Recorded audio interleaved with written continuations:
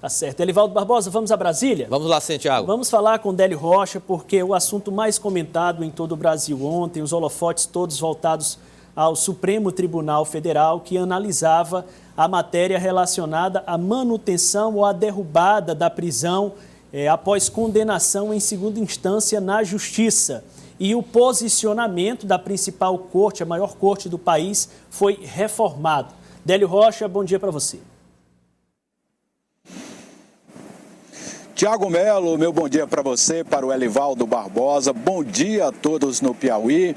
No julgamento de ontem aconteceu o que a gente já esperava. O Supremo Tribunal Federal mudou o entendimento em relação à possibilidade de prisão após segunda instância. E numa decisão apertada por 6-5, o Supremo então decidiu que a prisão agora só deve acontecer após o trânsito em julgado, quando não há mais possibilidades de recurso. Mas essa medida só deve valer para casos específicos, porque isso vai depender do perfil do réu e também do delito que ele cometeu. E o julgamento de ontem foi decidido pelo presidente da Corte, ministro Dias Toffoli, que deu o voto de desempate. Vamos acompanhar na reportagem. Por 6 votos contra e 5 a favor, os ministros entenderam que, segundo a Constituição brasileira, ninguém pode ser considerado culpado até a fase do processo em que não cabe mais recurso. E que a execução antecipada da pena fere o princípio da presunção de inocência. Antes disso, somente serão permitidas as prisões preventivas. O resultado do julgamento só foi definido com o voto do presidente do STF, Dias Toffoli, que desempatou o placar. A Corte julgou 3 ações que questionavam a constitucionalidade da prisão logo na segunda instância. A decisão de agora cria uma jurisprudência, mas a aplicação não é automática. Os juízes terão que analisar caso a caso. O resultado do julgamento afeta os principais condenados na Operação Lava Jato. Casos como o do ex-presidente Lula, detido na Superintendência da Polícia Federal em Curitiba desde abril do ano passado. Ele vai poder ficar em liberdade até que se esgotem as possibilidades de recursos no caso do triplex do Guarujá. Tá aí, Tiago, a gente viu na reportagem que o ex-presidente Lula pode ser beneficiado. A gente viu também que a medida vai ter que ser analisada caso a caso, mas os advogados do ex-presidente Lula já avisaram que vão entrar ainda hoje com o pedido de liberdade do ex-presidente. Agora, Tiago, esse entendimento do STF ele pode ser mudado no Congresso Nacional. Ontem o ministro Dias Toffoli, inclusive, fez questão de dizer isso, após o julgamento, e no Congresso existem 2 propostas de emenda à Constituição que tratam deste assunto. Uma tramita no Senado, outra na Câmara. Só que tanto o presidente da Câmara, Rodrigo Maia, como o presidente do Senado, Davi Alcolumbre, já manifestaram que não tem interesse em levar essas propostas à frente, pelo menos por enquanto, logo após a decisão do STF. Isso para não criar um mal-estar entre os poderes. Tiago. Tá certo, Délio. Muito obrigado pelas informações. E essa decisão de ontem do STF foi comemorada pelo governador Wellington Dias, que inclusive manifestou através de rede social, olha aí a comemoração, olha a foto que ele colocou, Elivaldo. Essa foi a passagem de Lula pelo Piauí, aí o Lula, então presidente da República, quando veio aqui ao Piauí, ele tomou um banho no mar, e essa foto aí é uma foto, digamos assim, emblemática para esse momento. Teve uma grande repercussão na época. Teve uma grande repercussão. Inclusive eu estava em Parnaíba, à época, cobrindo esse evento aí da passagem do presidente Lula, e ele coloca aí, apesar de ter sido óbvio, ou seja, o STF mostrou que o artigo 5º da Constituição Federal está totalmente em vigor. É importante destacar tudo o que o Brasil viveu nos últimos períodos. A decisão afirma a presunção de inocência em que ninguém poderá ser preso, exceto em flagrante delito, ele vai continuar, em flagrante delito, ou quando não há mais recursos possíveis, ou seja, o trânsito em julgado da ação. E no final, o governador Wellington Dias pede Lula livre. Essa é a bandeira que tem norteado a agenda política do PT e dos aliados ali mais próximos. É claro, Tiago, que essa decisão, naturalmente, ela é levada para a situação do ex-presidente porque ele é o preso, digamos assim, de maior visibilidade no país. Mas, na verdade, o que o Supremo fez ontem foi uma correção de rumo em relação à decisão de 2016.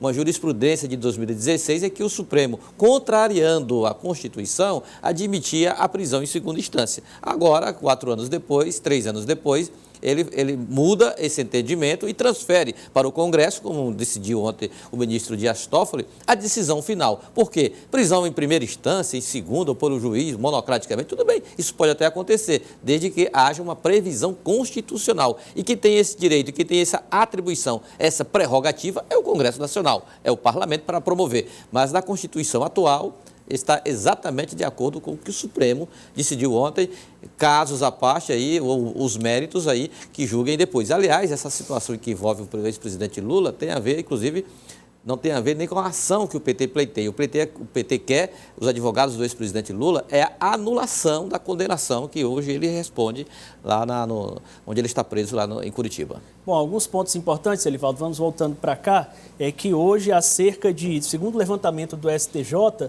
5 mil presos por entendimento, manutenção da prisão em segunda instância. Da Operação Lava Jato, são 38 condenados que podem ser atingidos ou beneficiados, digamos assim, por essa decisão. Mas lembrando também que isso não acarreta uma soltura automática. Cada caso, cada condenação e cada recurso de liberdade vai ser analisado individualmente pela Justiça. O ministro Fachin revelou exatamente isso logo depois da decisão anunciada pelo Supremo Tribunal Federal. O que é que isso significa, segundo o ministro Edson Fachin? É que, digamos, que algum preso da Lava Jato que esteja cumprindo pena, resultado de julgamento em prisão em segunda instância, agora pode ser beneficiado com esse entendimento do Supremo, Tiago. Agora, porém, essa prisão, no entendimento do Supremo, não significa soltura automática, imediata. Pode até ser convertida em prisão cautelar ou prisão preventiva, de acordo com cada caso. Elivaldo, saiu uma decisão também datada de 27 de setembro, mas agora tornada pública, que uma decisão do juiz da primeira vara dos feitos da Fazenda Pública da comarca de Teresina, Aderson Antônio Brito Nogueira, condenou o Estado do Piauí na obrigação de fazer consistente a promoção da acessibilidade plena, arquitetônica, de comunicação, no sistema de informática, dentre outros, em todos os prédios públicos de uso ou propriedade do Estado do Piauí, nos moldes da NBR 9050/2004 da Associação Brasileira de Normas Técnicas, a ABNT. Essa decisão estabelece um prazo de 6 meses para o início das obras e adaptações necessárias e um prazo máximo de 18 meses para suas conclusões a contar do trânsito em julgado dessa sentença. Algo que certamente vai gerar uma dor de cabeça adaptar todos os prédios de responsabilidade do governo do Estado. E despesa, apesar desse procedimento, dispensar até decisão judicial. Isso aí já é um entendimento já generalizado da sociedade. A acessibilidade é um direito das pessoas que dependem desse tipo de instrumento para ter acesso às instituições públicas e qualquer outra instituição. Agora, é claro que isso vai ter que se adequar, por exemplo, à situação de caixa do governo, de investimentos ou de planejamento. É pouco provável que essa decisão seja cumprida assim automaticamente. Vale ressaltar, cabe recurso. Uma decisão de primeira instância aqui, Elivaldo Barbosa. Vamos à última? Embora tenha afirmado de forma insistente que não será candidato a prefeito de Teresina, o secretário de governo Fernando Said trata, vez por outra, da política municipal, inclusive recebendo lideranças de partidos aliados. Foi o que aconteceu esta semana, por exemplo, com o Comando do Cidadania. Celso Henrique e o radialista, jornalista Mário Rogério conversaram assim harmoniosamente com o secretário Fernando Said. E eu tenho certeza plena, total, absoluta, mesmo sem ter conversado pessoalmente com nenhum dos três, que a sucessão do prefeito Firmino Filho foi o principal assunto. Certamente, Elivaldo Barbosa. É isso, Elivaldo? É isso, Tiago. Muito obrigado pelas informações. Bom final de semana, né? Ótimo dia a você, mais tarde no Jornal do Piauí. E foi um prazer estar com você aqui durante essa semana. Satisfação e sintonia total. Tamo Total. junto. Esse aqui foi para cristalizar, chancelar essa sintonia plena aqui entre Um abraço, Elivaldo Barbosa. e o Você está bem elegante. Obrigado, você também, da mesma forma. Né? Infelizmente, no esporte, eu estou mais alegre do que você, né? Muito mais O ideal alegre. é que nós estivéssemos com a mesma alegria, mas Mesmo paciência, padrão, né? mas não dá. Deixa pra Alguém lá. tem que vencer. Um abraço, Elivaldo. Um abraço. Muito obrigado pela deferência.